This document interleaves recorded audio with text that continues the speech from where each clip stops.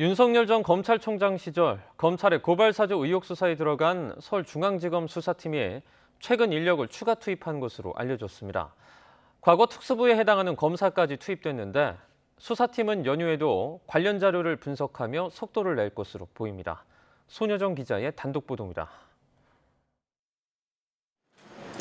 검찰은 지난 14일 열린민주당 최광욱 대표가 윤석열 전 검찰총장 등 7명을 직권남용과 공직선거법 위반 등 5개 혐의로 고소한 사건을 서울중앙지검 공공수사 1부로 배당했습니다.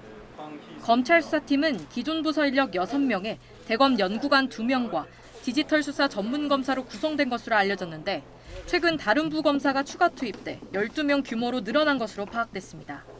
우선 서울중앙지검 공공수사 2부에서 검사 1명이 추가 파견된 것으로 전해졌습니다. 특히 과거 특별수사부에 해당하는 경제범죄형사부와 반부패 강력수사협력부에서도 각각 검사 1명씩 합세한 것으로 알려졌습니다. 검찰이 고소장을 접수한 지 하루 만에 직접 수사 부서이자 공안사건 담당인 공공수사 1부의 사건을 배당한 데 이어 수사를 공식화한 지 며칠 지나지 않아 수사팀 규모도 대폭 확대한 겁니다.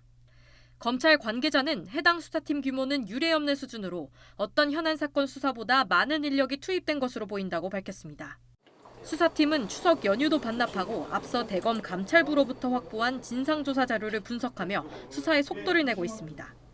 검찰은 가능한 한 이른 시일 안에 수사를 마무리하고 결론을 내려는 방침인 것으로 알려졌습니다.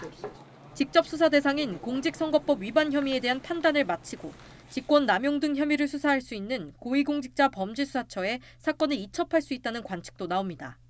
앞서 서울중앙지검은 이른바 이중수사 우려에 대해 공수처와 중복되지 않는 범위 안에서 협의협력하겠다고 밝혔습니다.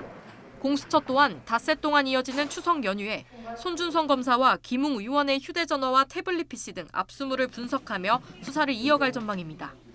YTN 손여정입니다.